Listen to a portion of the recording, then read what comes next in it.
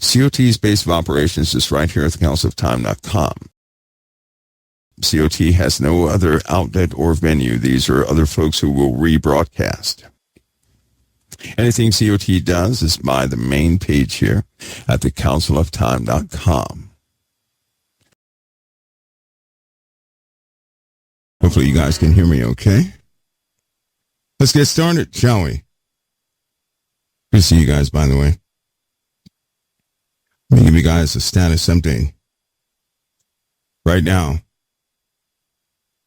Israeli Defense Forces report that Hamas leadership has been eliminated.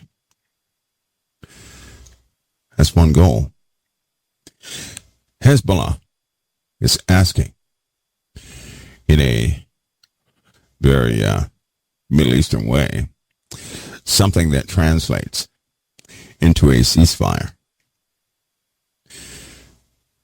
The actual word I won't say, but it means, they used a word that means we recognize our enemy, right? And it's a very, this is coming from Hezbollah leadership. Now, Hezbollah is the biggest terrorist organization in the Middle East, just so you guys know that. They're asking for a ceasefire. Now, that may sound good, right? But just today, indiscriminate firing from Hezbollah took place in an Arabic Christian city in the north, and this continues. So they're doing indiscriminate firing at civilians. The call of Hezbollah was to Israeli civilians as well as leadership. And another leader in Hezbollah said the only solution to this conflict would be a ceasefire. So clearly, Hezbollah has been rattled. They need to readjust. Right? Sounds good, right? Sounds good. Of course, Israel has been through this before. Historically, this has happened before.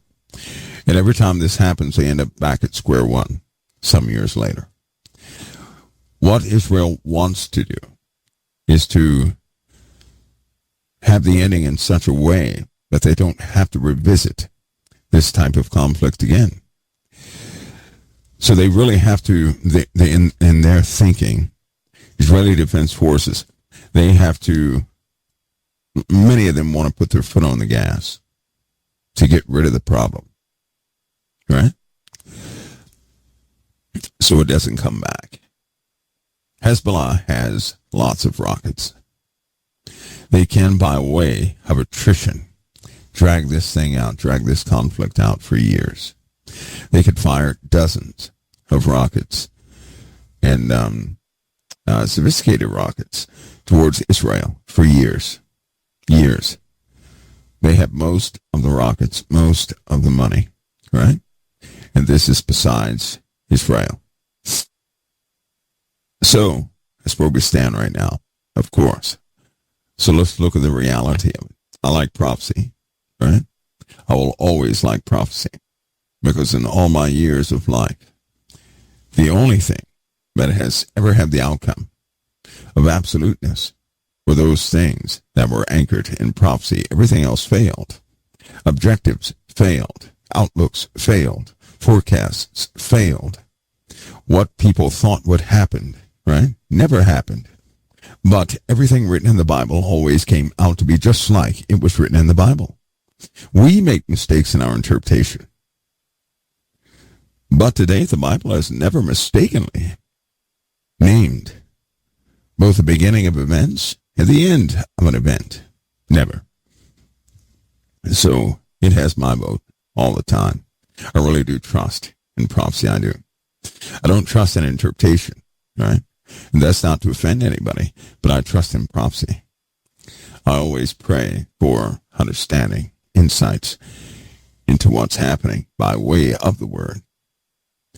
I never assume that somehow I've become an expert in it. God's an expert in his own word. I am not.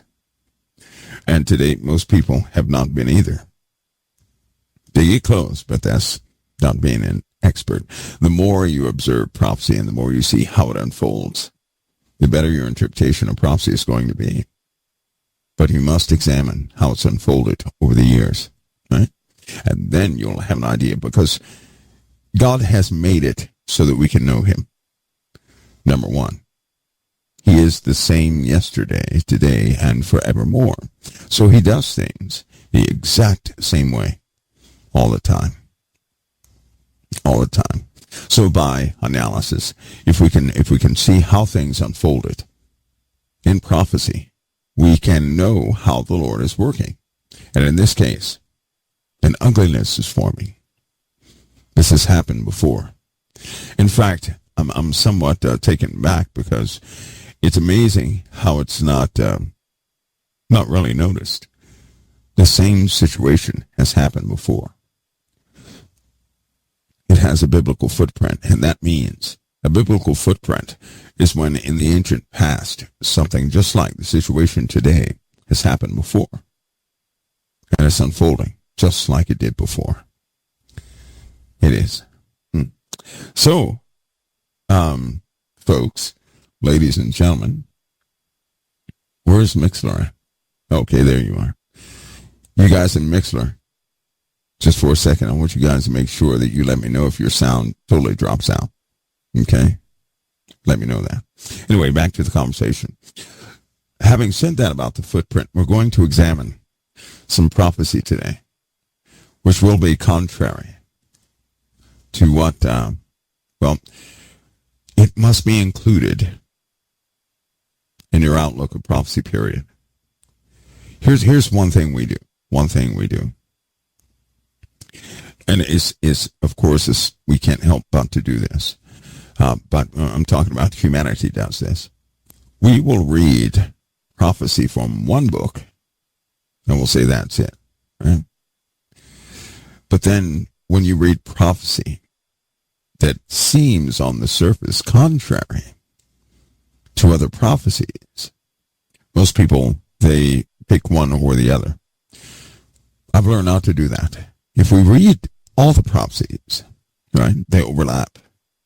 One will give us an in-depth direction, right, into the other prophecy, and vice versa. They all fit perfectly together. Each set of prophecies gives us insight into a specific part or perspective, right? In fact, prophecies spoken by Daniel are seen from the Israeli side, right? This is what's going to be seen from those who live in that land, and some on the outskirts. Prophecy seen in Revelation give us global coverage. This is what the world will see. Prophecies given by Christ, again, global coverage with an emphasis on prophecies specifically for those in Jerusalem. Right? So if you take all that together, Proverbs, Ezekiel, Isaiah, all of it together, you have a total picture. So with a little homework, a little study, making sure that nothing is altered, that nothing has changed, you get a pretty good picture, a good image, a good roadmap of what's actually taking place and what will take place and what the outcomes are. The outcome is always going to be the same. The method by which the outcome is reached, well, that's what people want to know. Because I can almost guarantee you guys want to know what's going to happen next. What will this lead to? How is it going to affect me? The common questions, right? As a Christian, as a believer, I think it's important that you know why this is taking place. Because did you know the Father gives us an answer as to why these things take place? Never forget that everything is a process. A process for two things. One, to separate the wheat and the tare. Two, deliverance of the saints. It always covers those two specific categories. Always. And if you don't understand the process, sometimes you can be disheartened, even by events in your own life, which you shouldn't. You shouldn't, just like the election. Never forget that God can touch the heart of anybody. You do know that, right? Never forget that God is God. Never forget that. He can touch the heart of anybody. If his desire was to have America or Europe or France or anybody in a specific position at a specific time, and let's say they elected the worst leader ever, do you not know that God can touch the heart of that leader? Turn that person from one thing to another. Never forget that.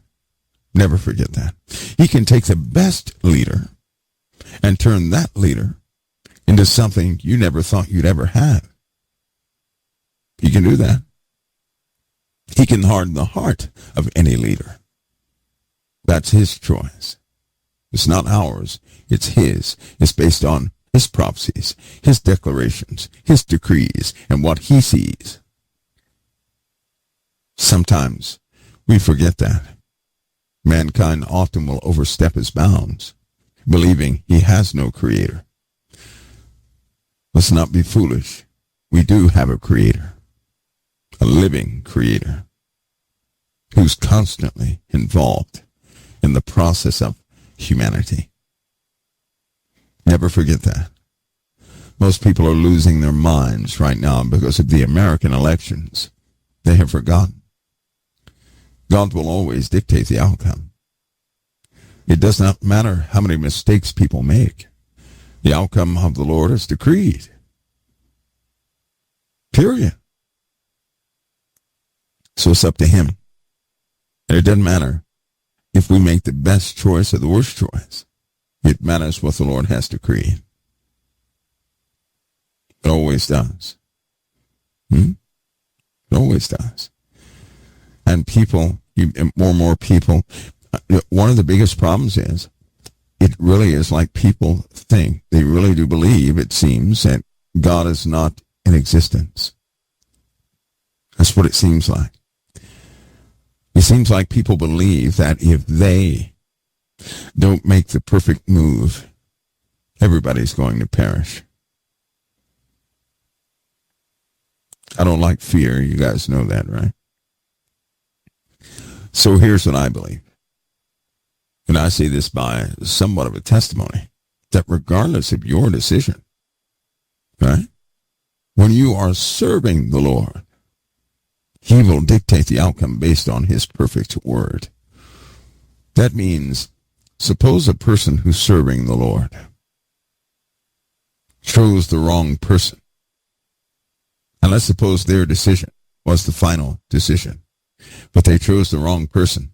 But in their heart of hearts, they did so thinking they received that instruction from the Most High. I'm here to let you know that the Word of God stands for that person who believes.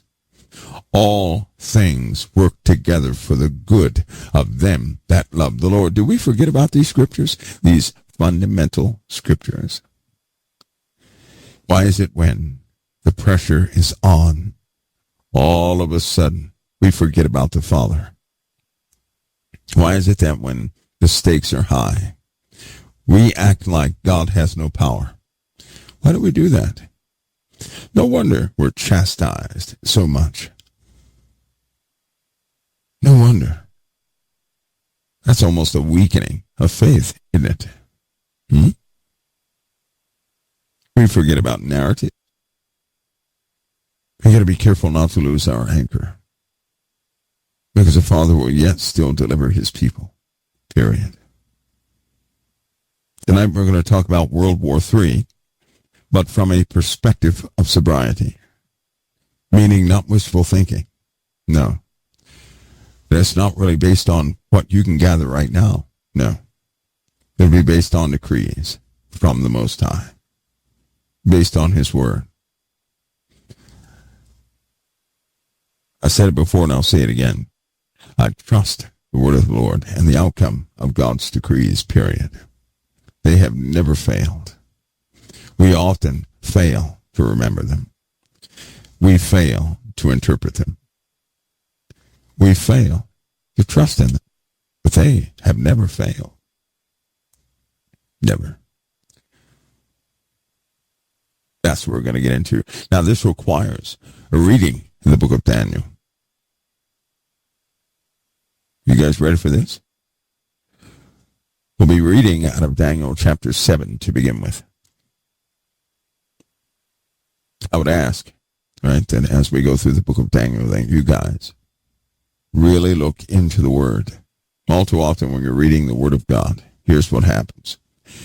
Everybody you heard interpret that specific chapter comes to mind. That can make you miss what the Word is actually saying sometimes. It's okay. You know, your favorite minister and their interpretation, whatever the case is, that's okay if you have that. I'm just asking that you hear what's written in the Word. Then we'll go back and examine it. Okay? Daniel chapter 7 is very important. Understanding what's happening today. It's very important. It's almost like it's almost part of the groundwork for what's happening today. So, Daniel chapter 7:1, in the first year, and Belshazzar, king of Babylon, Daniel, had a dream, had a vision of his head upon his bed. Then he wrote the dream and told the sum of the matters. Daniel spake and said, I saw a vision. I saw in my vision by night, behold, the four winds of heaven strove upon the great sea. This is a dream, by the way. And the four great beasts came up from the sea, diverse from one another. Let me pause here. Before anybody starts to interpret anything, God has already given us an interpretation of this. All you have to do is continue to read in the book of Daniel, and the interpretation is on the opposite side. So you don't have to, warp your brain to try to find out what this means. Because the interpretation to all of Daniel's dreams were given by an angel, and they're documented. Okay, most people don't know that, but they're in here. Now we're reading about the dream. And four great beasts came up from the sea, diverse from one another. That means different from one another. The first was like a lion, and had eagle's wings. I beheld till the wings thereof were plucked, and it was lifted up from the earth, and made to stand upon his feet as a man. And a man's heart was given unto it.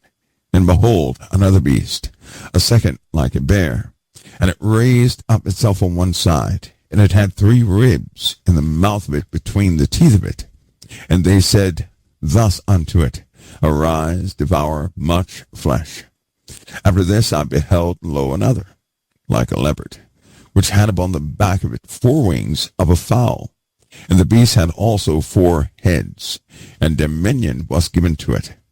After this I saw in a night vision, and behold, the 4th beast, dreadful and terrible, strong exceedingly.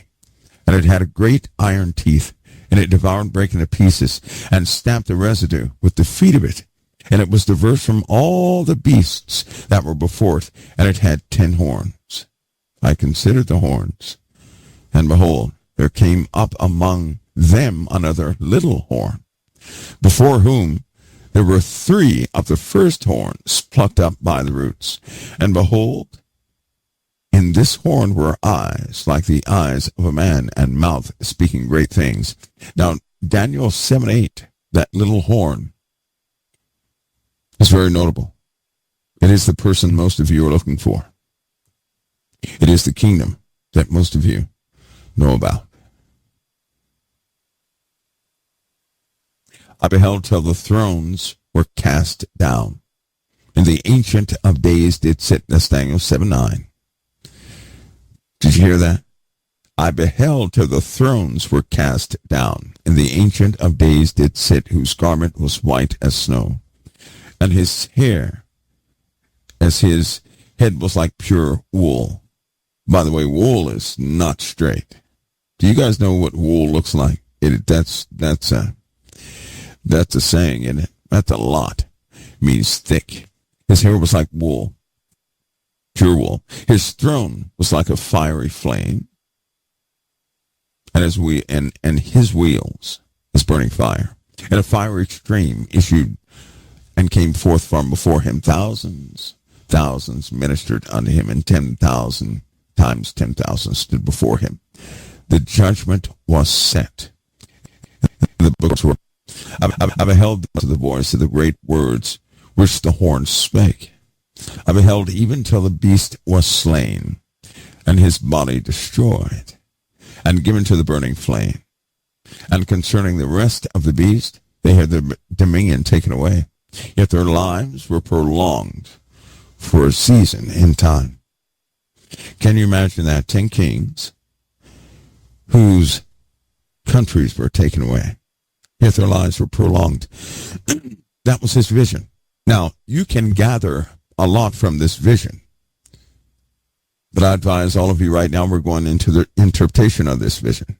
See, the angel, right? God gives the dream. The angel gave the interpretation. Isn't that awesome? So you don't have to guess about any of these components, because each component of this dream, God gave an interpretation to. Isn't that awesome? In fact, he expanded upon every single element of this dream. This is like the soil of prophecy itself, the prophecies that we are so familiar with. The beginnings of them, right? And they are quite consistent. The same thing was spoken of in Revelation, same thing spoken of by Jesus. They're quite consistent. And they're spoken of from this point all the way to the end of the Word of God, right? One thing I want you to note, Daniel 7:9. These thrones are going to be cast down. They're going to be cast down. Now stay with me on this. This is Daniel 7:13. And I saw in night visions, and behold, one like the Son of Man came with the clouds of heaven, and came to the Ancient of Days. And they brought him near before him. There was given unto him dominion and glory and a kingdom, that all people, nations, and languages should serve him. His dominion is everlasting dominion, which shall not pass away, and his kingdom that which shall not be destroyed. Did you hear that? His dominion shall never pass away. That means right now, his dominion stands. Right now, in the midst of this chaos in the earth, right now, in your situation, right now in your uncertainty, his dominion exists right now. It governs everything right now. Make no mistake. Regardless of the darkness you see, God has purposed all of this. All of what you see is being purposed for his declarations. He's bringing everything to a close. You're in the middle of a process. This is part of your deliverance. But his dominion is an everlasting dominion. That means his reign of rule reaches everywhere. We're not just talking earth. We're talking everywhere, everything, all planes. Everything. Not aircraft. Not those planes. Let's say it in a word that you guys understand, because some of you might be young. Every dimension that you can possibly think of is under his dominion, his rule. He is King of Kings and Lord of Lords. For all dominions. All. Spiritual, known, unknown, whatever the case is. And don't ever forget evil. Don't be frightened of evil. Don't you know in the Old Testament it says, when God was talking, he said, I created the evil and the good. So what is evil? Evil is a component that God uses to bring about his decrees. Never forget, you're in his story. This isn't Satan's story. Satan is a character in God's creation. Satan is under full control. Just in case you know, he's like a dog with a leash. The Lord can make him just go totally limp at any given moment. He can stop him from moving. He can undo him. Never forget that. Why does this stuff go on? Because you are given freedom. God creates beings, not as robots, to serve his every need, no, but as beings to choose to be family and serve him by way of love. And there it is. Demons hate that. Demonic entities hate it. They can't stand the fact that angels serve by way of love.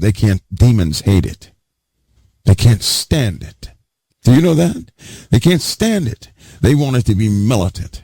Demonic entities are quite militant. Who do you think teaches war to mankind? Who do you think taught war to mankind a long time ago? Demonic entities, fallen angels. the ones who rebelled against God. That's why you read later on in the Bible, and they will learn war no more.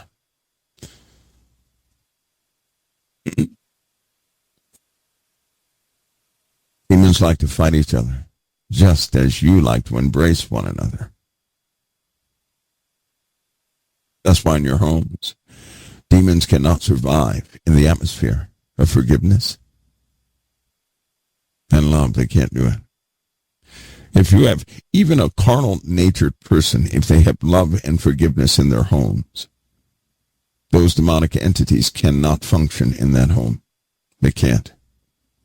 Forgiveness is an authority and a power.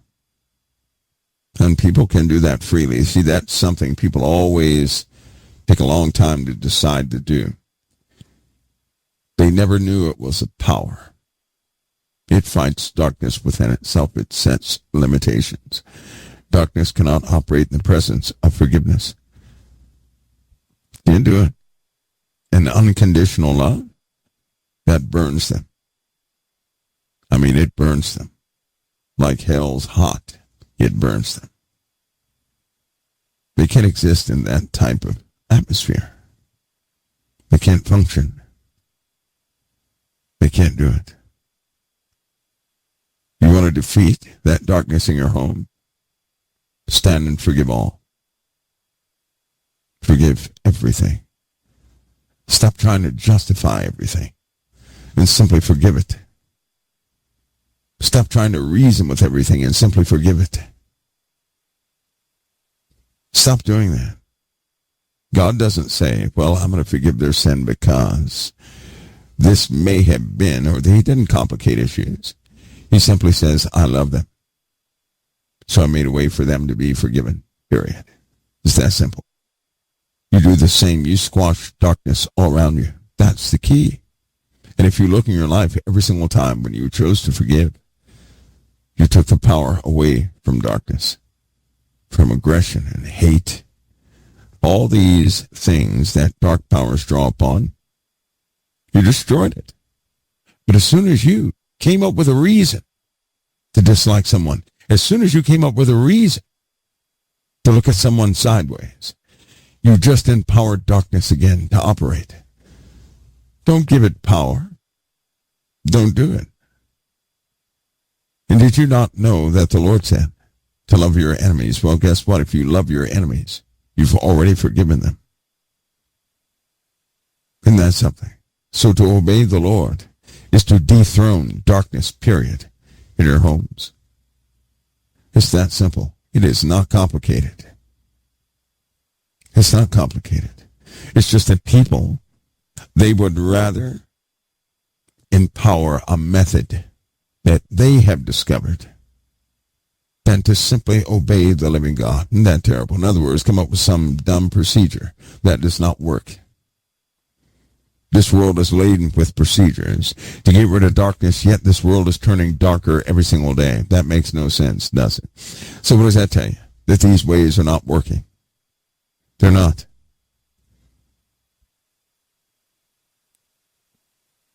All right, let's continue.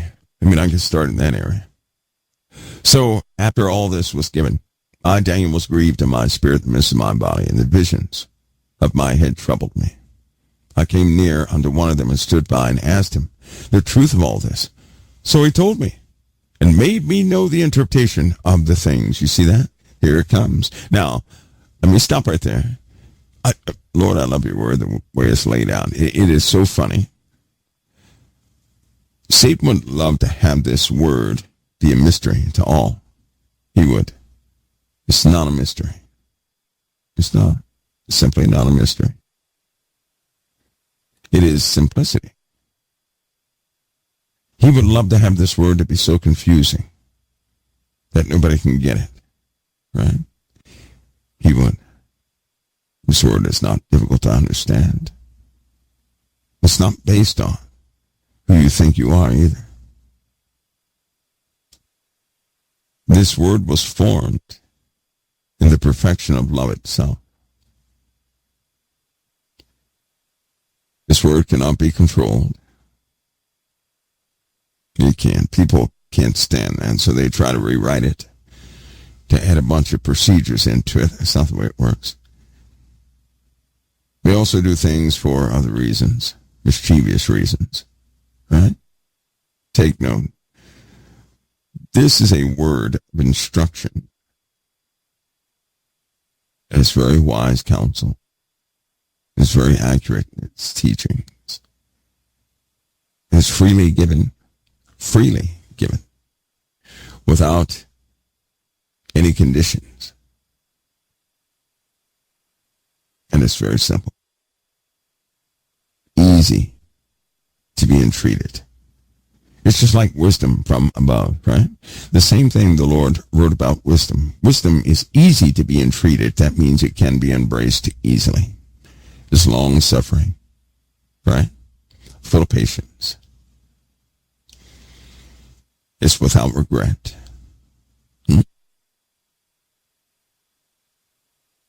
If a person cannot understand these things, I'll tell you from experience, it's due to an area in life where they reject love itself. The Bible is only a mystery to those who still question the kingdom. It is not a mystery to those who have that full desire to step foot into the kingdom of God. Not a kingdom they have imagined, but a kingdom that God has established. Many people are looking for an imagined kingdom. All of us would be wise to embrace the established kingdom. All right, now let's go. Daniel 7:17. These great beasts, which are four kings, which shall arise out of the earth. You guys remember the first thrones he saw?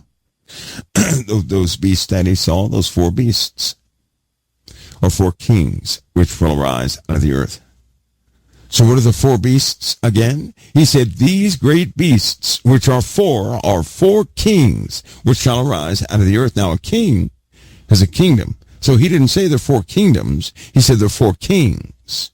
Kings. They're four kings. Kings. Follow me on this. A king is a person, is it not? A king is a throne, is it not? He didn't say kingdoms. He said kings. And the reason I'm giving this emphasis, believe it or not, one time I spoke to, it had to be about 5,000 people. And I read this and I said, now, what are these four great beasts? And the people said, they said this at least 4 or 5 times back to back. They said, they are the four kingdoms. No, we read it again. I said, what are the four beasts? They said, four kingdoms. I said, oh my goodness. Then it happened again some years later, and the same thing happened. Like something had control of people's ears. Like something was purposely obscuring what people thought this was. For some reason, they continue to say, these four beasts. Now, what are these four beasts that he saw? What are these four beasts? Anybody? What are these four beasts? At the beginning of the vision, he described these four beasts. He did. And it clearly says there are four kings, right? It does. It says there are four kings. Now, I'm not Mr. Know-it-all either, so don't think that. Right? Don't think that. But it says, four great beasts came up out of the sea, diverse from one another, Daniel 7:3. The first was like a lion and had eagle's wings. Uh-oh. Did you hear that? Now, Daniel, these four beasts are four kings. Kings. Right? I'm just telling you what the word says. I'm emphasizing what the word says. And the four beasts he saw, the first was like a lion that had eagle's wings, right? The second was like a bear. And it raised up itself on one side and had 3 ribs in its mouth. Uh-oh. Right?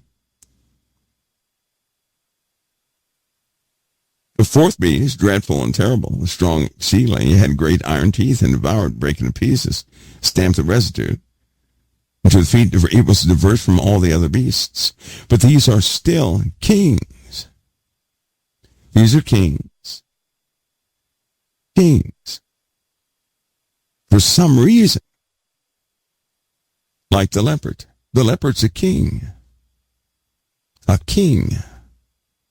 King. It's a king. That's very important to note. It's a king. And I know this really fights. It fights everything, but it's important that you understand right now these are kings. Because this has a progressive state where it goes, right? If you think this is anything other than kings, you're not going to get the progression. And then you're going to be off balance, off kilter. You're not going to be quite straight again, okay? These are kings. So let's continue in the interpretation of this, because these are kings. So he's given the interpretation, these great beasts, which are four kings, which shall arise out of the earth. Listen, but the saints of the Most High shall take the kingdom and possess the kingdom forever, even forever and ever. Then I would know the truth of the fourth beast, which was diverse from all the others, exceeding dreadful, whose teeth were of iron and his nails of brass, which devoured, brake into pieces, and stamped the residue with his feet. And of the 10 horns that were in his head, and of the other which came up, and before whom 3 fell, even of that horn that had eyes, that mouth that spake very great things, whose look was more stout than his fellows. That horn that made war with the saints. Right, that one. Remember that horn that made war with the saints. I beheld, and the same horn made war with the saints and prevailed against them. Daniel 7:21, highlight that so you won't be afraid of it. I beheld, and the same horn made war with the saints and prevailed against them until the Ancient of Days came. Please highlight that. It's called sobriety, not skipping it. See, a lot of people skip this. They won't read it. That's the truth. They won't. It depends on what type audience you speak to. It does. Right? But they have to do what the Lord has given them. I want you guys to see this. Daniel 7:21, I beheld, the same horn made war with the saints and prevailed against them. What horn was this? Do you guys remember what horn that was? That was that little horn with all the eyeballs on it that rose up, of whom 3 fell. 3 fell, and this little horn rises up. It has eyeballs all over it. It has a mouth speaking great things. This horn made war with the saints and prevailed against them. It prevailed against them. It prevailed against them. It prevailed against them.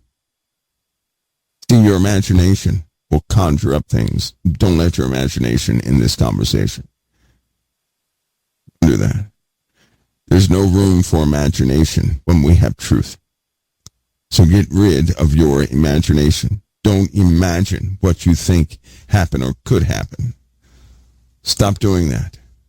The Lord is very concise in what this is. Very concise in what this is.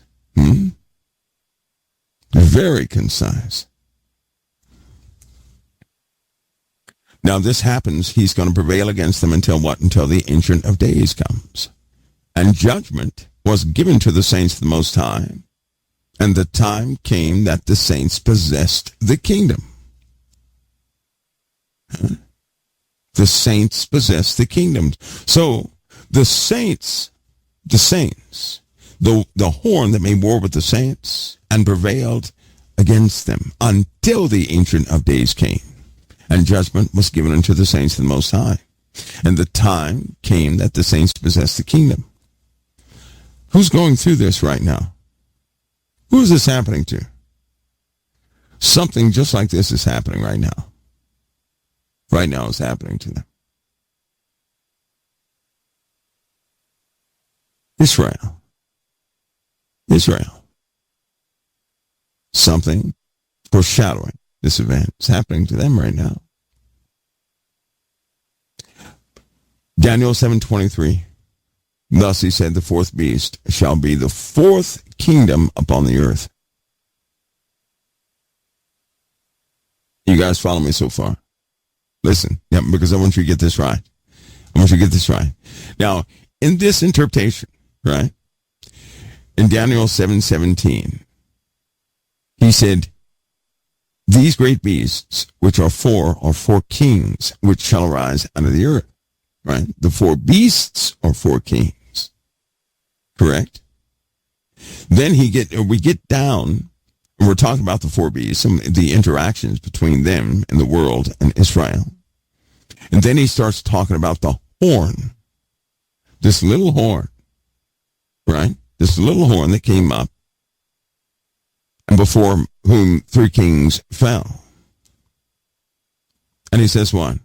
Thus he said, the fourth beast shall be the fourth kingdom upon the earth, which shall be diverse from all kingdoms, and shall devour the whole earth, and shall tread it down, and shall break it into pieces. And the 10 horns out of this kingdom are 10 kings that shall arise. Do you see what's happening here? Do you guys see what's happening here? You have kingship, right? You have kingship over a place. That place is established, and it's dominion. And then out of it, because those kings don't live forever, you have others who rise in authority, who then go and establish other domains. And then out of their domains. So you have a king that rises, they establish a domain. A king that rises establishes a domain. And out of these domains, there arises these horns, these kings, these successors. Kind of like Nebuchadnezzar was a king. He wasn't a nation. He was a king. But he was a standard of all the nations. How? Because he was that head of pure gold. He was a standard, and everything was inferior to him. But out of King Nebuchadnezzar's rule, that nation that he ruled, he established a standard, a type of standard. Then everybody adopted those standards, and guess what happened when King Nebuchadnezzar was gone? They ruled according to those standards. The successor kings are bound by the spirit of the place left by the first king. Do you see that? So a king will establish the spirit of a nation. Successors then rule by that spirit. Do you guys see that? If you can remember that, you can know the spirit of every single kingdom out there. And if you know the spirit of every single kingdom out there, you know exactly who you're dealing with. And if you know who you're dealing with, you know perfectly what to expect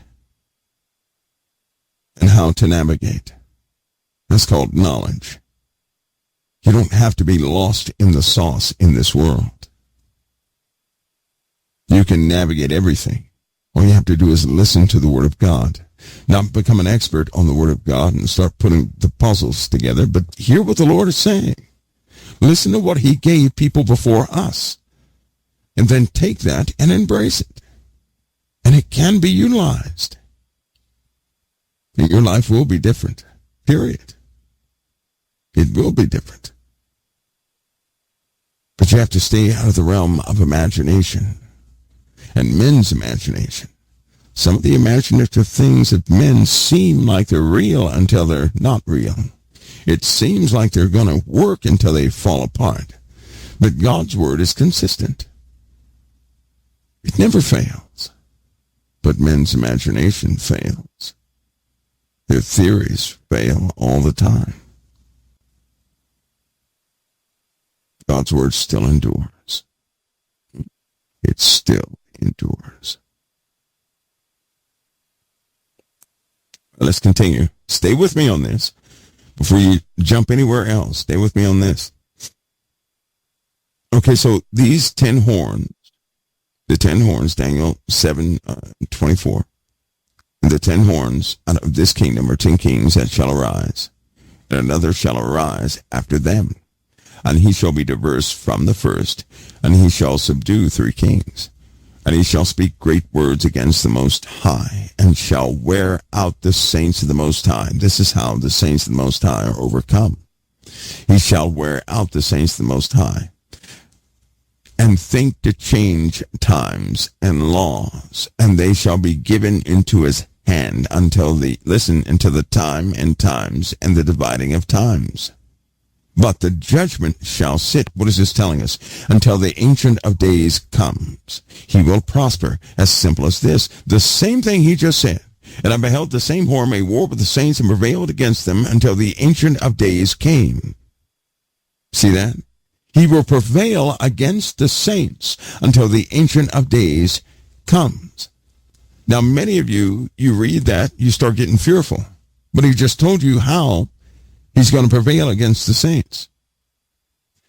Did you miss it? Let me give you something to highlight. He just gave us that for free. Thank you, Daniel. Listen, this thing in Daniel 7:25, this little horn, he spake great words against the Most High. Listen, and he shall wear out the saints of the Most High, and think to change times and laws, and they will be given into his hand. So how is he going to wear out the saints of the Most High? By changing everything. By changing times and laws. How is this wearing out the saints of the Most High? Because a saint, a real saint, desires the kingdom principles be instilled in everyone in the earth. A real saint believes in Yahshua HaMashiach. So they want the governing of the Messiah to be in the earth. They have a desire for laws to be upright, for policies to be upright. But what do you see right now? You don't see upright policies. You see absolute chaos, and it's almost like nobody has power to overturn them. They have been passing laws of abominations for the last 20 years, and no one has had power to stop them. Because if you're saying, oh yeah, people had power to stop them, then why didn't they stop them? I'll tell you why. They had no power. That's why. They had no power to stop them. They have no power to stop them. Don't fall for the illusion. This is about God's everlasting kingdom and the kingdoms that are in this earth. The only good kingdom is the everlasting kingdom, not these kingdoms in the earth. Don't be fooled thinking that one side is better than the other. Have you lost it? Don't do that. Don't try to say one side is holy. No. Make no mistake. If it's in this earth, you know whose control it's under, period. That's what the Bible narrates. Never in the Bible does it ever say, well, there's a kingdom in the earth that prevailed against the Antichrist and won. That's not what you're reading. No. You read that darkness is going to prevail on this earth until the Ancient of Days comes. That he's going to wear out the saints of the Most High until the Ancient of Days comes. That he will think to change times and laws until the Ancient of Days comes. That's what you've been living in since you've been born. It just did not happen. Since you've been born, this stuff has been happening. Do you hear me? You got to recognize the time you live in. You were born in corruption. Huh? How many... we were born right out of the Great Depression. Corruption. How did that happen? Corruption. That's how it happened. Corruption. You're born at the last hour of the last days. How do you know it's the last hour? Because that's the only time Israel was ever called back to its land. It does not matter who established that. It matters that it was established. God already told us that he moves upon mankind. And mankind does these things. Somebody told me one time, they said, well, the UN General Assembly is not God. They're the ones that, had this orchestrated with Israel. I said, it didn't matter. Doesn't matter. Just like blessings. Where do blessings come from? Do they fall out of heaven? No, they do not. What did the Lord say? Given it shall be given unto you, pressed down, shaken together, running over, shall men give unto your bosom. He didn't say from the clouds. It's going to fall out and you'd fall in your house. That's not what he said. He said, shall men give into your bosom. So what he's doing is he's showing you how he works through his creation. He's telling us this over and over and over again. And when he brings about things, prophetic things, it happens how? Through his creation. Through men. These things come through men. Spirits can't do anything to you directly. No. They need to become physical first. They can't do anything to you directly. They need to become physical first. How do they do this? By warping the minds of those they inhabit. Then that person, whoever it is, starts doing things in the earth that affect the physicality of the earth. That's how it works.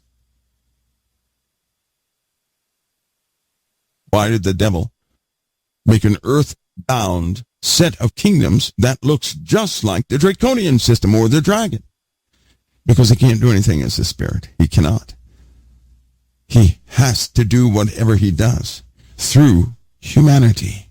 So he corrupts, he robs, he steals, he destroys. He does everything he can do to corrupt humanity. Don't let him work through you to your brothers and your sisters. Don't let him work through you. Begin to recognize that he will seek you out to do things through you. He'll cause confusion through you. It's clear to spot a vessel of usage of him. Satan is the author of confusion. Might want to look at your trail or what you're leaving. So now you see this guy wearing out the saints of the Most High. Again, through policies. Look at the policies that have been passed as of late. Rotten to the core. Look at the fight. Some of the arguments between this election are over some of the policies, abortion, transsexuals, all this kind of thing, right? Over these policies that came. Over who's pushing these abominations. That's what they are, abominations. Pure and simple. They're abominations. And yes, I can say that. Somebody asked me, they said, well, wait a minute, you think an abortion is an abomination? I said, yes, I do. Because God did not teach mankind that the smiting of the child in the womb came from one of the fallen. It is written. It's an old document. And it was about abortion. The smiting of the child in the womb was taught by a fallen angel. So yes, it's an abomination because it's an abomination to our Father. Thank God for Jesus Christ. Somebody will say, well, how can people then do that? Because God knows the corruption we live in. He already knows that. Somebody say, what about contraception? Well, people need to keep their potatoes in their pockets is what they need to do, right? But they won't. They're going to keep corrupt. They're going to keep fornicating. They're going to keep adulterating, doing everything they can do until the Ancient of Days comes. The saints cannot prevail in these things until the Ancient of Days comes. But when the Ancient of Days comes, he's going to put down every single abomination that's ever been on this earth, and that will be the end of that. He's going to turn over everything. See, if we could do it by ourselves, there'd be no need for God to come. He would simply empower us to take this whole world. He would. But he's coming. And when he comes, he will destroy every ounce of darkness that's ever been on the face of the earth. He will come, and the judgment will sit. So that means those who support and do such things are going to keep doing it until the Ancient of Days comes. And when the Ancient of Days comes, he's going to catch them unawares. You know where they're going, where there's weeping and gnashing of teeth. He's given them time. No one has that excuse. Not one soul has an excuse that they didn't have enough time, that they didn't have time to consider all this, that, and the other. Nope. No. That's why they make so many contraceptives, because more and more people agree to be adulterous. People can't control themselves. They can't keep their potatoes in their pockets, gentlemen. I'm sorry. Listen, a woman cannot seduce a man successfully until a man says yes. Period. Unlike other people, right? Here's what I believe. I believe the buck stops with us, gentlemen. That's what I believe. God made us in a specific way that if we were to obey him, right, this earth would not be so lawless. It's when we look away, when we refuse to do things, when we start giving in to weaknesses, That's when things go wrong. That's when they go wrong. Lord have mercy. If we'd only assume responsibility. Because children, well, they can't be made unless men agree. Just like sin. Sin of itself is nothing. Sin must be agreed to become sin. You must agree to it in order to bring it about. So that means humanity has the power to bring wickedness into this world. How so? Through sin. Once you agree with it, then it's born. Sin has to be born. If you don't agree to it, it cannot be born. Do you know that?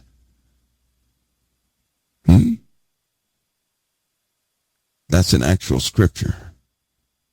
Just in case you didn't know that. If you don't agree to it, sin cannot be born. That's an actual scripture.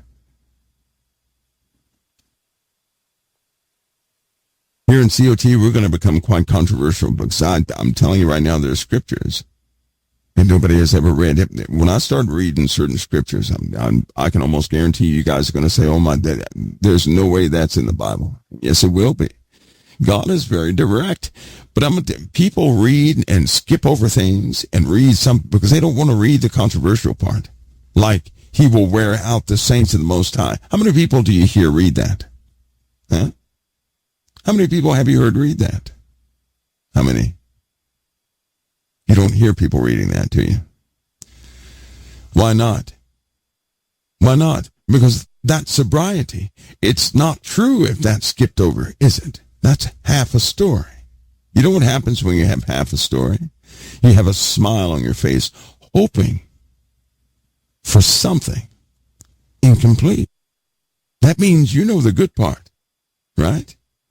It's like receiving a dessert.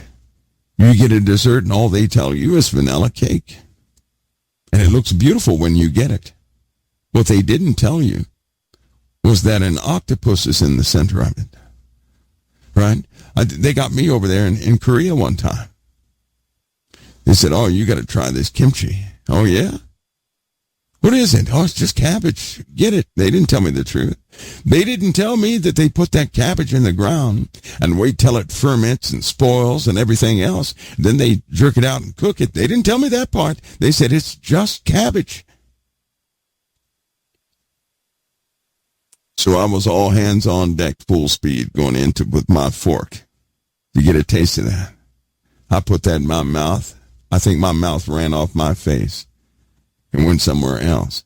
I did not expect that. I know with the word, we can have a good expectation if we listen to the God's truth. But if we live our lives by half a story, we're going to spend the rest of a person who only listens to half of the story. Those are the same ones that cannot hear the whole truth anymore.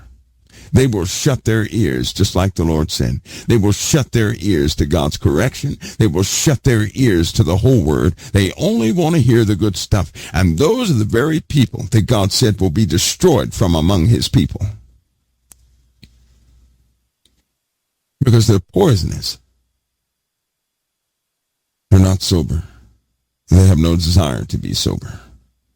And they will be removed from among God's people. To operate from truth is to know the whole thing. When you know the whole thing, even the bad side, it's just like me. I don't know a person. If all I know is the goody two-shoes of a person, I don't know that person.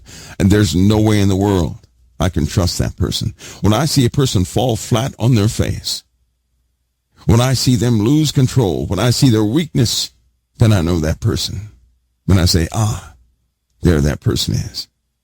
I don't know a person if I just know the strengths of a person. That's useless to me. I need to know the weakness of a person, what they're prone to. And when I know that, then I can say I know them. I cannot say I know anybody. And all I've seen is the good? No. I don't know a person like that. When somebody presents the Mr. Goody Two-Shoes side, you don't know that person. You don't know that person at all. That's why many of us have been tricked. Oh, yes, I got the perfect person in my life. 5 years later, that was not the perfect person. Well, why are you saying that? Oh, because I didn't know this. No. You didn't want to know it. You didn't want to know it. You saw a person and you imagined what they could be. You never saw the person. You didn't look at the person. You didn't see what that, you didn't want to acknowledge what the person was right in front of your face. You tried to see the good half all the time, trying to turn that person into your imagined person, and you never saw what was before you. And then one day, when nothing changed, you saw the person before you and you say, I don't like it. That's what happened. When you saw the real person, you said, oh, I got to go. Don't live your life by imagination. Don't do that. That's not fair to the other person either. People are heartbroken like that. Many men are heartbroken like that. Do you know that? Because many women will automatically imagine a guy to be this individual. And gentlemen, it's up to you to say, don't think I'm not your knight in shining armor that just rode in on a horse. Freely speak to them. That's how you test them. You say, well, I can't do this. I can't do that. I can't do that. Can't you still like me? Can't do this either. Can't do that. I'll blow this up. I'll mess it up, burn down the kitchen. Can't do that. You still want to go forward with this? This is going to blow up in your face. This will surely happen. I have a weakness for this. But you still want to go forward? I bet that changed some things, huh? When you get to know a person over time, that's when you can create a bond. That's what makes a bond so strong. You know that? When you suffer together, that's the only time a bond is truly formed. That's why military bonds and bonds of cohesion of people who suffer together like firefighters and police officers and folks like that, that bond is so strong that nobody else can understand why that's strong. That bond is so strong. Why? Because you suffered together. Because you saw each other's weaknesses. And in the weakness of the other person, you said, you know what you said? You said, that's still my brother. That's still my sister. That's what you did. You said, that's still family. Even in these dark times, that's still family. Well, let me tell you something. If you can forge something at the worst moment of your life, then everything else is gravy. It really is. It's gravy. Just like very soon, you're going to know everybody to your left and to your right. Because I'll tell you this, you will only know the people around you in a time of crisis. Then you get to see the real person. And those folks you think are dependable, you may see them run away. And those you think are cowardly and you can't trust them, they're going to have your back. Then and only then will you know who is who. You don't know who's who now. So long as people get what they want reasonably. You do not know who is who. You know why? Because humans, we're all actors. We put on a smile, a fake face all the time based on whatever the arrangement is, whatever the meeting is. We put on a fake face. We know we smile when there's no happiness inside. We know we embrace when we don't even know the person. We say false things like, I missed you. You don't even know the guy's name. Huh? Oh, I'm just so happy to see you. And you never thought about the guy until that moment. We know we're full of those things. We already know this. But when crisis comes, all that stops. That's when a person says, well, I have no time for these pleasantries. When a person is attempting to survive, they stop playing games. When resources are low, they stop playing games. When the trial comes, people stop playing games. And that's when you're going to know who is who. You do not know who is who right now. You don't, but you will. You will know who is who soon. And no one will have a secret. No one has secrets in a time of crisis. Do you know that? No one. I've been in the worst of moments. And in those worst of moments, people start saying the weirdest things. Then they come back after it's all over saying, look, I didn't mean to say that. Why did they do damage control? I didn't mean to say that, to do this and all this kind of stuff. Yeah, you did. You cannot say something that's not within you. That's a principle Jesus gives us. That's a principle the Lord gives us. It must be in you to come out of you. It's not going to come out. Period.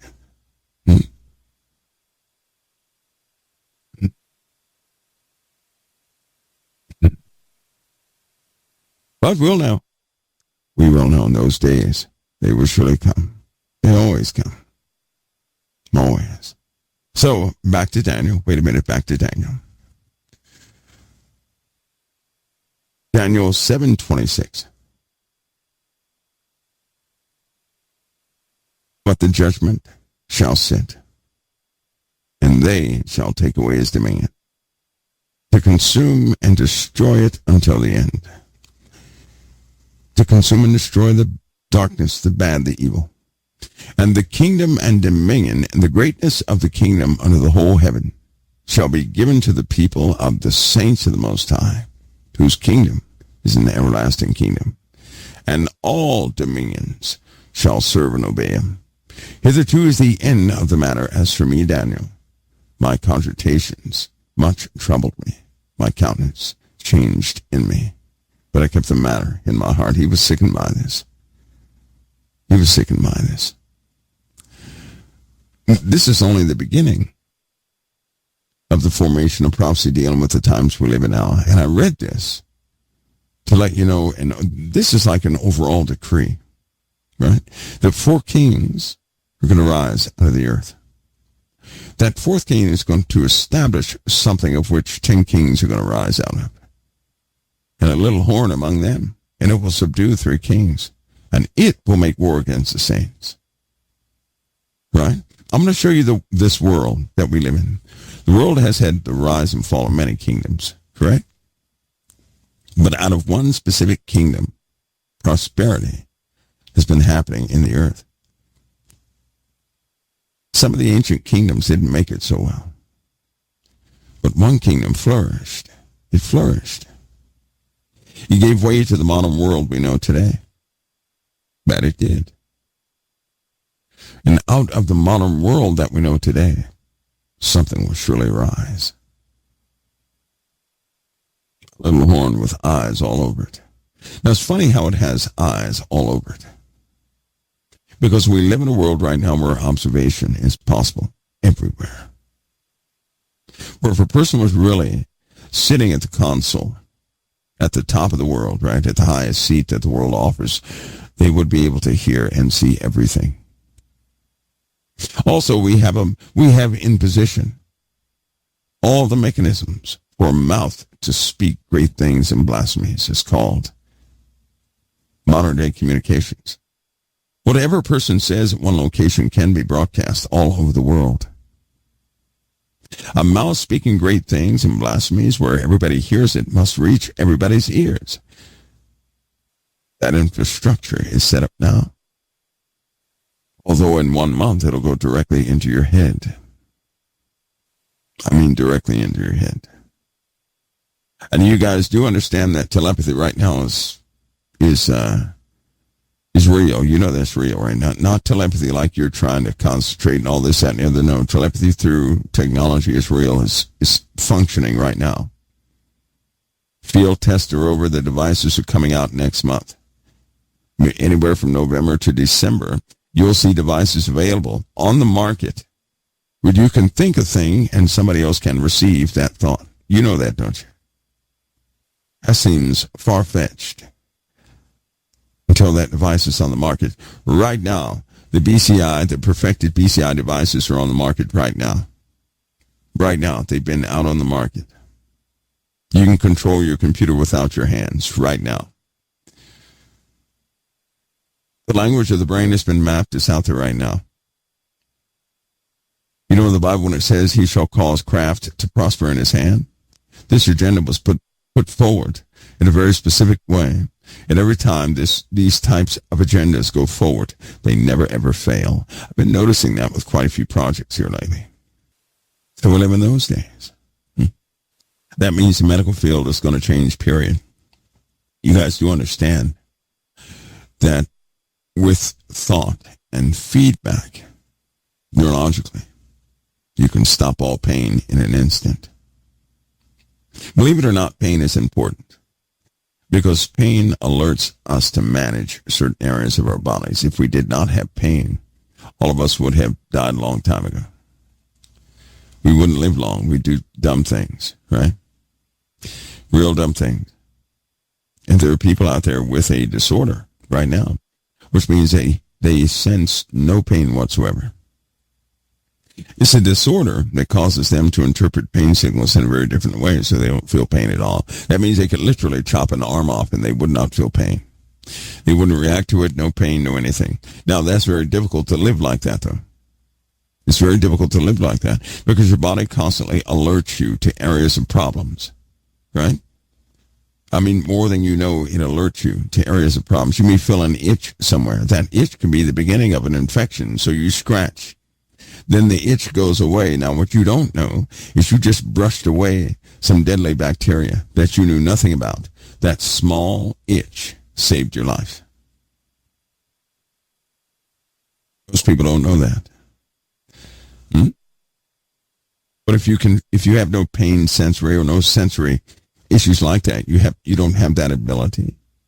You'd never have that itch. Never. That means you would have to carefully inspect your body every single day so that you won't get infected every single day. There's something that could potentially infect you guys every single day. But through these reactions, these old pinches and itches and squirms and all these things, you get rid of it. Get rid of it. If you could not feel that, you'd be dead in a week's time. So you wouldn't be here on earth at all. And that would defeat the purpose. So pain is part of a feedback loop that keeps you alive. Pain does. It keeps you alive. I did teach a small trick about pain.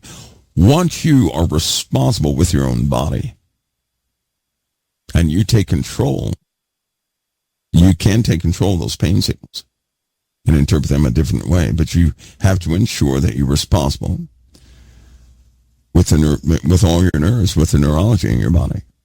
You don't have to have pain the way you do. You don't. It's a feedback mechanism, and it will get louder when you're not paying attention to it. You have to complete the circuit. But that's another subject. Does that work? You better believe it works. Works big time. Can anybody do that? Yes. But here's the issue. Everybody won't do that. Do you know why? Because people won't listen. If you're already an expert, which most people are on their bodies, unfortunately, you won't adopt a different way of doing anything. That's the truth. Listen, I'll be back here at CoT in just a minute. Finish up this conversation. I'll be right back in just a few minutes. Okay, everybody, I am back. I know that was a short break. I am back. Listen, here it is. Here it is. For all of you guys that stayed, here's why all this was read. I'm glad you stayed around this most difficult part, but this gives answer to something very important.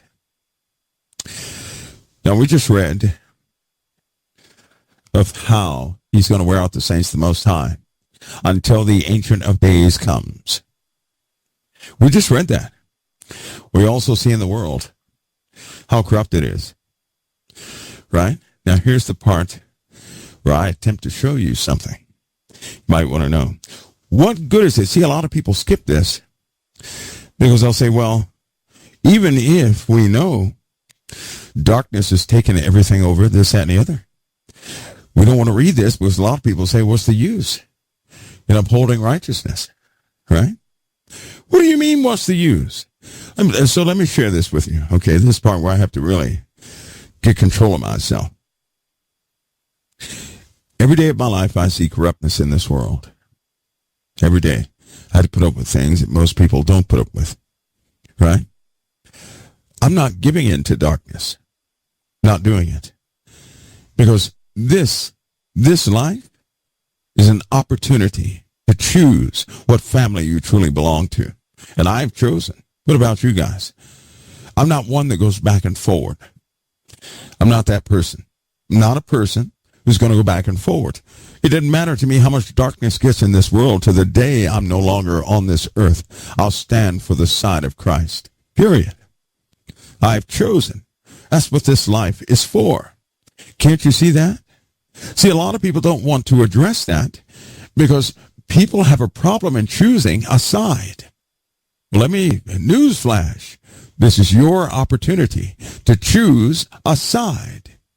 This is your test to prove what side you have chosen. So when darkness comes, you're going to notice people flip-flop throughout life. They're not choosing. We're not double-minded people. We're not unstable in all of our ways. This is your opportunity to choose. And once you choose, then what do? Let me tell you something. What you love, you fight for. You know that? You do. Wherever your treasure is, there your heart is. And you will fight for it. Period. No matter what comes. It does not matter if this world was ruled by darkness, which it is. Right? I choose the side of Christ. All the way, not halfway, all the way. And every day of my life, I already know. Because I've chosen. I know what side I stand on. I know what I stand against. See, a lot of people don't want to choose. They don't want that. They just want the evil to go away so they can kick their feet up and live in paradise. Now, that's a failure of choosing. See, a lot of people don't want to choose. They do not want to choose. They adapt to anybody who wins. That's not who I am. That's a harlot, by the way, who does that. You know that, don't you? That's a harlot who does that. A harlot will take the side of the one who wins. That's a harlot. God is not raising us to be harlots. We're not swapping sides because somebody is more powerful than the next guy. No. This is about choosing a side, and life is the crucible. Life will tell the truth. Life will make you tell the truth of what side you have chosen. That's why I don't complain. I know what the Lord is doing. I know what this darkness is for. Every day is a crucible. And every day I'm here, I'm going to choose the side of Christ. That's why many people are worried about falling and looking bad. I'm not worried about that. No.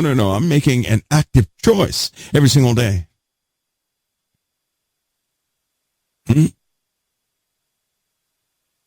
Now listen, let me give you the problem we have. And just show you what I'm talking about here. As with most people who choose Christ, they choose the good, but we have a condition.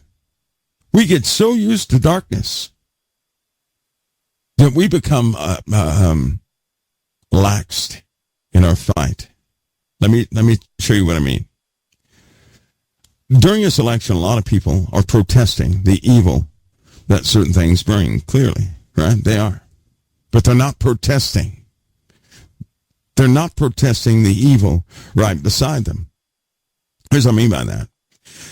If a new policy is passed today, right, like a brand new, a weird abortion policy where you can abort a child after it's born, right, then anybody with a sensible mind who's in the light will say, no way, Jose. That's ridiculous. They'd protest that, right? We would protest that.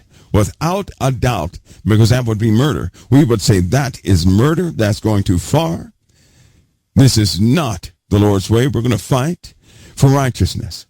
We'd protest, right? We would protest, absolutely stand against it. But we won't stand against the darkness that's already here. This is what I'm saying. See, you have a lot of people that will stand for posturing. Hear me on this. But every single year that goes by, they forget the darkness beside them. And what do I mean? How is it that people can buy voice during an election? Now, before the election, listen, before this election, during the beginning of Joe Biden's presidency, I didn't hear any protest about abortion. I did not. I didn't hear any protests until it became an election issue. Then all the fighting started. Just telling you the truth. Now, people will do that during an election. But let me tell you this. Who's protesting the bars? You can't tell me that the righteous agree with bars. I don't agree with a bar. I do not.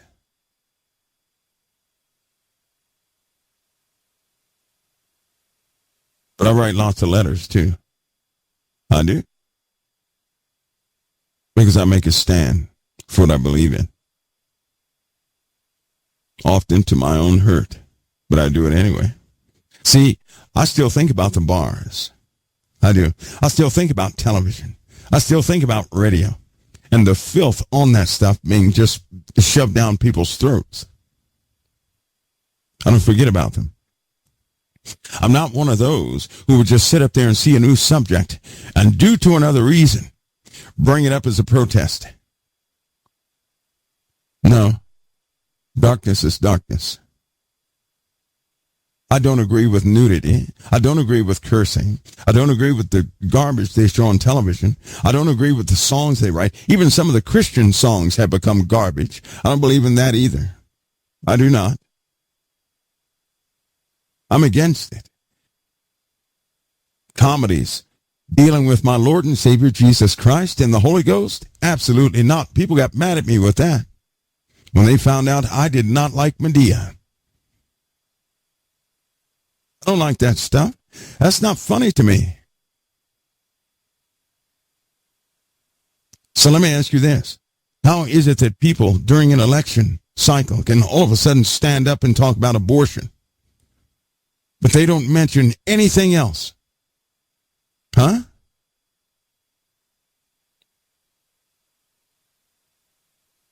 Life is a crucible. It is a thorough crucible. And what family you stand for. You're being tried every single day.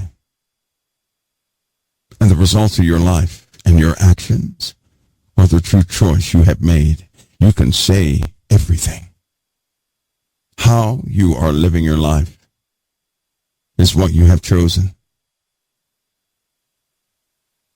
I've noticed something when I don't have enough courage to stand up for righteousness in a specific area, then I'm not choosing that area. Only when I have the courage to make a full stance in an area of righteousness and put everything I am towards it, that's when I have chosen it. You have not chosen something you're just talking about. You have indeed chosen what you're living. We can talk all day, and we all know that all of us are born actors, negotiators, and everything else. We're living our lives. It's what we're choosing. I know a lot of people in this day and age, and I caution about this and call me old-fashioned, but fornication is a big deal. That's a big deal.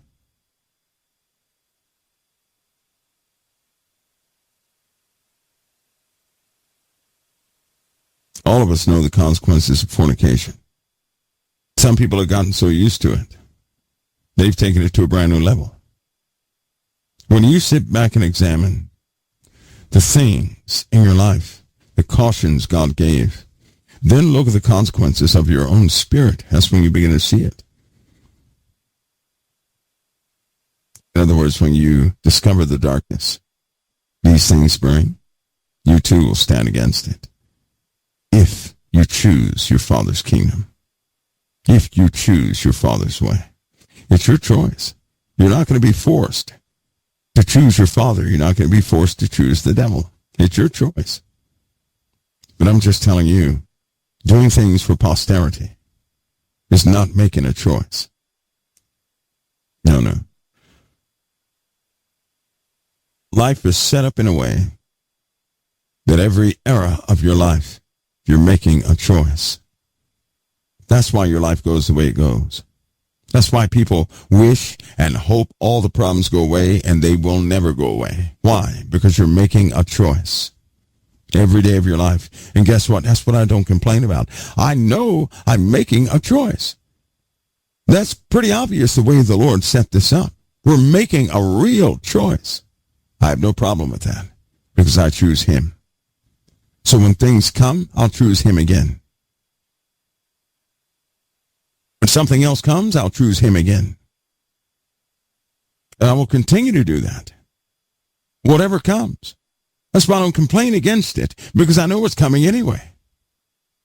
We were just told that this thing is going to wear out the saints of the Most High until the Ancient of Days comes. Now, a lot of people, they get disheartened by that. They get sad. How could you get sad at that? This is the Father's decree. God decreed this. He's not telling us a news article of some bad news that's going to happen. This is his decree. He has a reason for doing this. Why do we keep reading this as though this is not supposed to happen?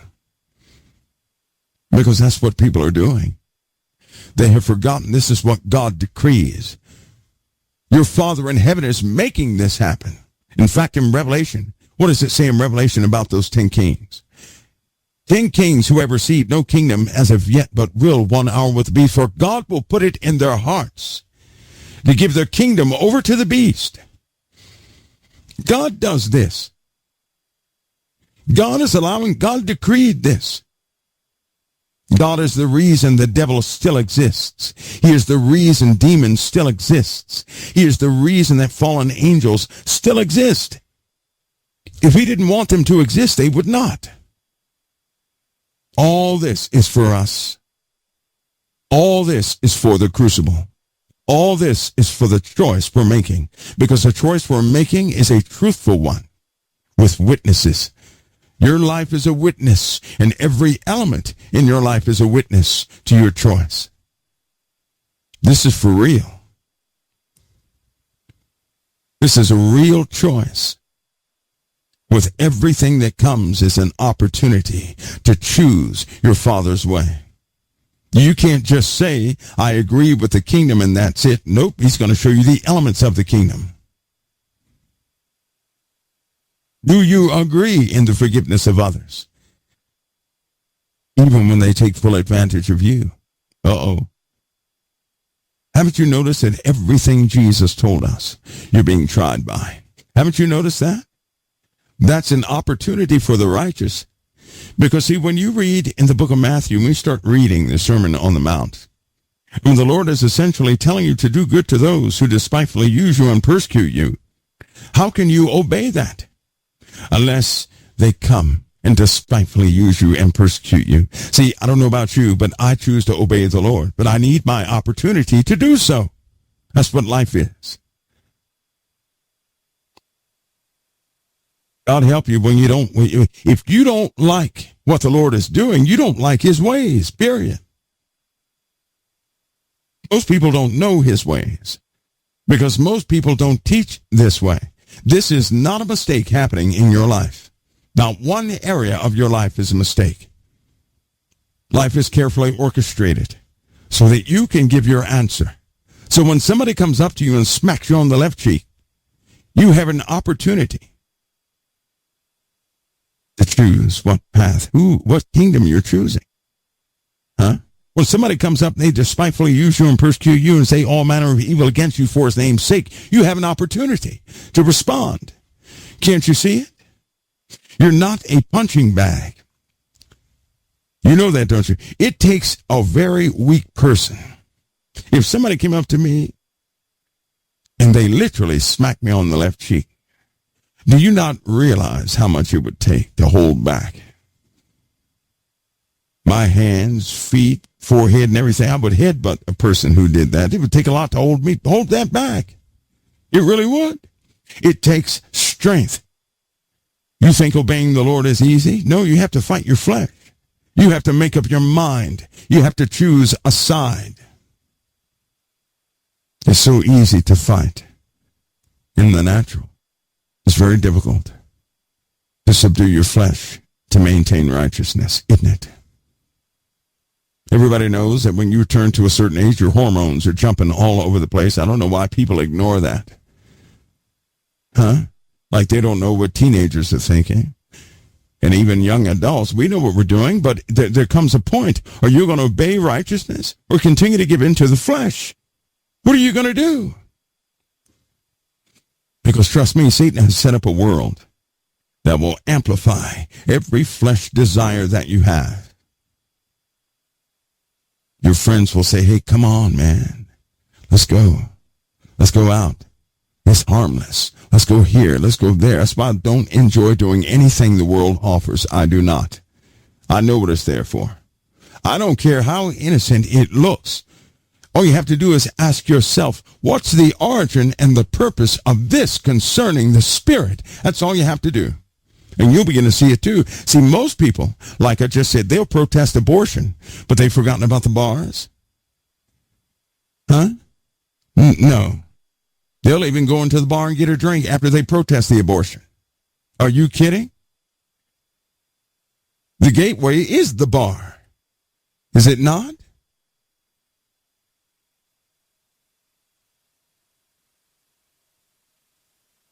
What about the filth on TV? What about the songs that influence, that music that speaks directly to your soul?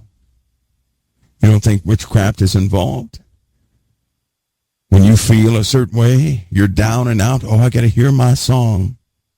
Of course you do. There are demons assigned to those songs on purpose.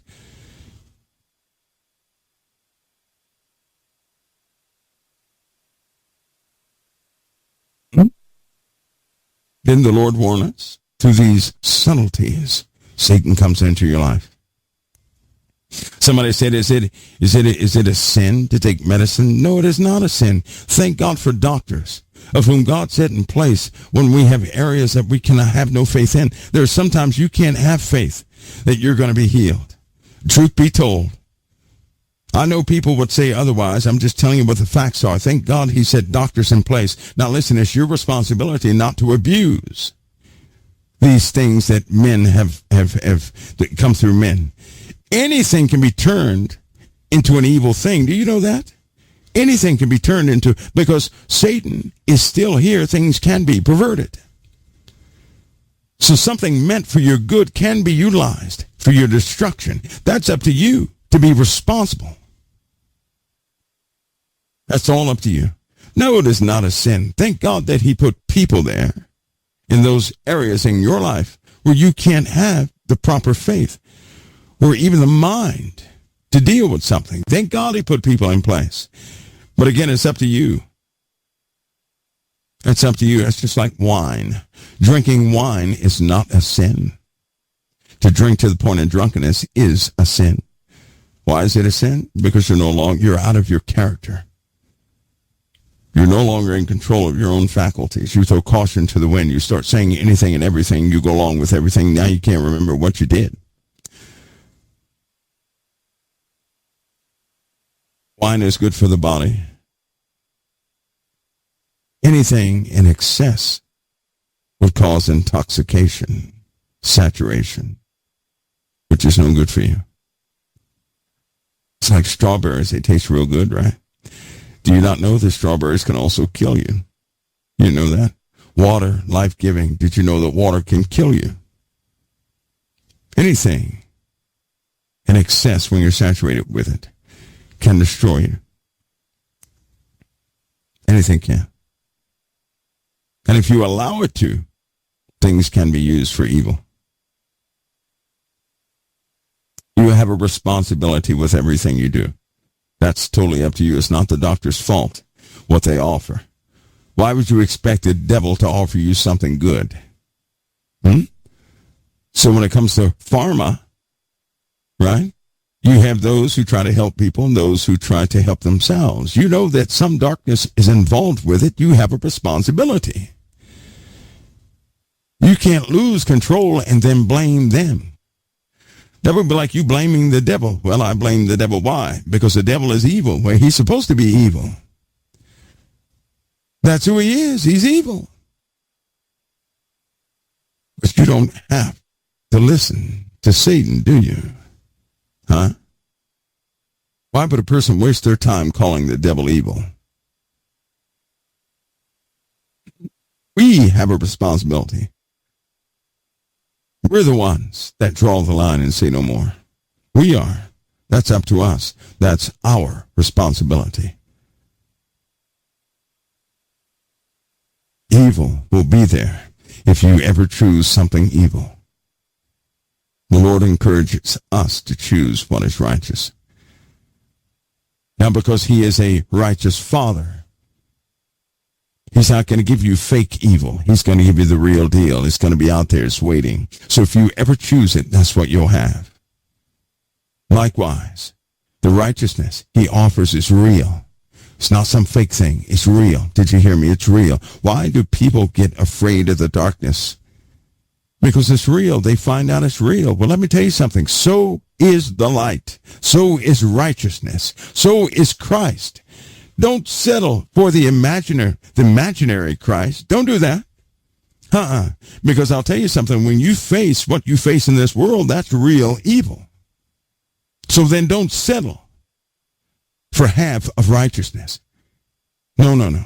If the Lord said that you would end up a specific way, having done a specific thing, then accept nothing else than the Lord's word. Don't let an imposter in your life that will give you half of something. Don't do that.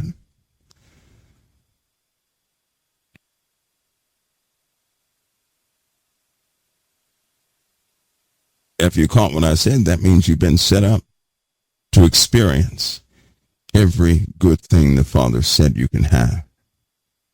You already know that you can experience the evil. So don't focus your mind on that. You already know that. Focus your mind on this. If God said that you're going to be a specific way, then accept nothing less. Let your yes be yes and your no be no. Let your choices be solid. And whatever you choose, don't flip-flop. Don't do that. Don't flip-flop. Because many of you, right, the issues, these stagnant issues we have in life come from no demonstration. I know something, that when the Lord delivers a person, they never forget it. Never. You are meant to have that demonstration in your life. So approach your life knowing what's happening. You're choosing. The Lord told you he sets before you life or death. Doesn't he? He set something before you. That's called your life. That's what life is. Life are these choices. They are set before you. You can't even get away from them. Many of us have tried. It doesn't work, does it? We don't want to have to choose all the time. But we're not children forever. And when you mature, it's time to put away childish things. Understand what life is. Understand those decrees of the Father so you can understand the Middle East. And you won't find yourself protesting what God's decrees are, but you'll find yourself choosing righteousness in the middle of the blackest black. That's what you'll do. You'll stand among darkness just like King David. That's when you walk through the valley of the shadow of death and fear no evil. That's when that happens. That's when the decree of your Father is over your life. That's why life is the way it is. And I'll tell you something. If you expect life to be a paradise, I've seen people like that. When they expect that, they're upset and depressed every day of their lives. You know why? Because they're looking for something that will never be. The Lord has told us what life is.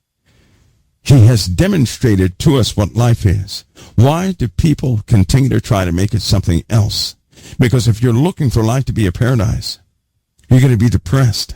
When you see it for what it is, you're going to find joy. Do you know why? Because you can choose your Father's way every day of your life. You'll find that every day is a choice. And when you make that choice and stand on that choice, you're going to start growing in that choice. That's how the kingdom of God is born within you. That's how it's established within you. That's how you become unmovable. Then you experience the real deal. Then your faith can never be tampered with. Then you become a different person. Then your weaknesses fall away. Why? Because Christ will abound in you. Now you stepped into obedience. Now you become an experiencer of God's deliverance. And that's when you tell somebody else in their weakest moment, the Father will yet deliver you. That's when you encourage other people. Why? Because you walk encouraged. You'll be a walking encouragement to everybody. Why? Because you experienced his deliverance. Because you'll know that you know that you know that his righteousness is right. That his goodness is good. That's when nobody can hurt your feelings anymore. Because you will have found your family. And you will belong. This is for real. This is an opportunity. So understand what the Lord has decreed. Don't be afraid of it. Understand what life is. Stop trying to change it into something the world is encouraging you to change it into. But accept what it is and see the opportunity before you. You want the joy of the Lord? Walk in the Lord's way. Many are missing joy because they've been walking in a different way.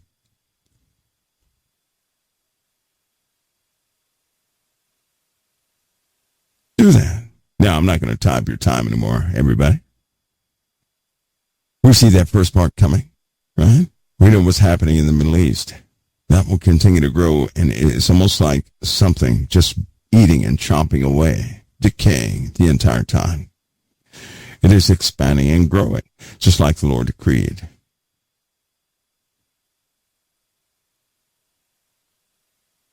Soon the world will fully turn against Israel. You'll know that moment because even you will feel it in your flesh. Even you will feel it in your flesh. There's no way you'll be blind to it. You're going to feel it in your flesh strongly. That's when you stand up spiritual.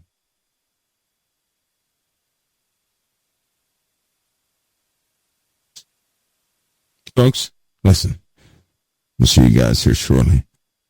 Later on. God bless each and every one of you. Always. We'll see you guys next time right here at the Council of Time. Remember, your Father has mapped out everything. When you choose him, you choose well. You do. You're born for that path of righteousness. You are. Why do I say that? Because you believe in Christ. That's why. Kennedy has a question. Can you give an explanation of Revelation 7:8 through 12? The beast that thou sawest was not, shall ascend on the bottomless pit, shall go into perdition. They that dwell on the earth shall wonder whose names are not written in the book of life and the foundation of the world when they behold the beast that was not, yet is. And here's the mind which hath wisdom, the 7 heads, the 7 horns, 5 kings, yes. That's what we just talked about. Now the beast that was and is not yet is, right? It shall ascend out of the bottomless pit, go forth into perdition. This is what will come out of the earth and enter into an earthly vessel and begin to reign upon the earth. To go into perdition is to go into doom or destruction. In other words, his way is going to be doom and destruction. That is the little horn with many eyes. The 10 kings who have received no kingdom as of yet, they're going to give their power over to the beast, for God has put it in their hearts to fulfill his will. So the 10 kings that are sitting, that nobody has ever seen yet, they have received no kingdom as of yet. They'll likely have that authority through proxy. It'll be a wartime situation or conflict. And they will give their power over to the beast, thus fulfilling what we see in the book of Daniel. When they go into Jerusalem and set up the abomination of desolation, they collectively are all those who have indignation against the Holy Covenant. You're starting to see the initial formation of that right now. There are 28 nations involved against Israel directly right now. 59 more are right around the corner. And that number is going to grow, right? The USA understands this, and so we have to set up defenses in certain areas. They put that on the news to explain certain movements because you have people with children who are in the armed services. But don't believe the numbers. Don't worry about the numbers. For some reason, America continues to do the right thing. Doesn't matter the rhetoric of what people say. It doesn't matter. This is the fourth time we have sent people to Israel to shore up Israel. The fourth time, not the first. Not the first. See, there's a real story behind this, and there's the story that's meant to stir you up and to get you politically charged against one side or for the other. Don't fall for that nonsense. Let the Lord guide you in your choice, and you do have a choice. Whether you believe it or not, if you're in the nation of America, you also have a responsibility and an opportunity. See, because even if you don't vote, you're still supporting one or the other. Just so you know that. Hope you know that. Anyway, the outcome of that is still upon the Father. Remember, he can change the heart of anybody. But the formation of things in the world, it's inevitable. Things are inevitable. We're close to yet another turn in the era of this earth. We are. Now, personally, I believe World War III has already begun. And the reason I say that is because we've been in conflict for some time. The death toll has been rising continuously for years. This year alone, 2024, has risen to an obscene number. Not only that, but support elements for that war in the Middle East have also grown. Not only that, but conflicts have broken out basically worldwide. Before World War II was declared to Americans, there was a World War II that existed. We were drawn into it by Pearl Harbor, but the war had been ongoing. When America got involved, bigger players got involved, it expanded, right? That's all. See, it's kind of like this. It's kind of like if you're in a neighborhood and you hear sirens and you hear all this ruckus around you, but you look out your front door, you don't see anything on your street. You'll go back inside and say, well, that's far away from here. Let me go to sleep. Now, what you won't know is a riot erupted in that neighborhood, but because it's not on your street, you'll always say, it's not bothering me, so then it's not as bad as, everybody is saying. You'll only declare it's bad when it hits your front door. Okay? That's how that works. In America, but we never acknowledge anything until it hits our front door. We'll never acknowledge anything. Then when it hits our front door, we'll say, oh, boy, it's worse than what we thought, so we're going to upgrade this. Now, that doesn't mean it all of a sudden becomes a war when America upgrades it. It means that America is stubborn a lot. The leadership is stubborn a lot. They don't want to recognize things around the world. They don't want to. Unfortunately, events are changing fast, and soon they'll have no choice. Through committal and loss, we'll have no choice. This conflict will take a very different turn. I'm telling you right now, there are weapons involved in this conflict that many of you just simply don't understand. In fact, I'm going to give you some foresight. When you learn of one weapon, the strongest of you will fill up with tears. No matter how tough you think you are, you're going to fill up with tears. The nature of some of these weapons makes one question, why did God even allow men to come up with something like that? Why did he allow it to be made here? It'll make your eyes fill up with tears. But that you'll find out. Then you'll know the nature of warfare is nothing of what you thought it was. In that moment, we'll Almost all the foundations of trust that you have now will be broken. And great uncertainty will trouble your hearts. So I'm telling you, before it ever happens, stay yourselves upon Christ. No matter what you hear, see, witness, or become a part of, stay your hearts upon Christ.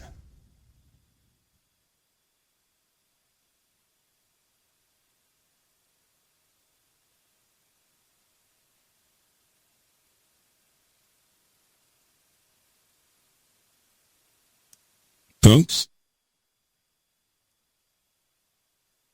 God bless each of you. How soon will it be at our front doors?